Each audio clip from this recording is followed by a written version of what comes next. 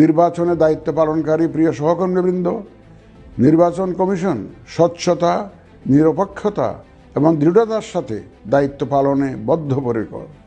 কমিশনের অংশ হিসাবে আপনারা নির্ভয়ে সততা ও নিরপেক্ষতার সাথে দায়িত্ব পালন করবেন।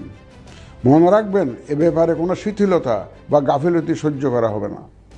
একটি সুন্দর ও গ্রহণযোগ্য নির্বাচন অনুষ্ঠানে সংবাদ মাধ্যম ও পর্যবেক্ষক সংস্থার সহকর্মীদের ভূমিকা অপরিসীম।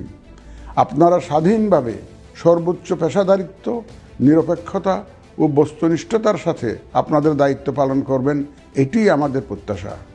প্রিয় দেশবাসী, আমি এ পর্যায়ে নির্বাচনী তফসিল তথা নির্বাচন সংক্রান্ত সময়সূচি ঘোষণা করছি।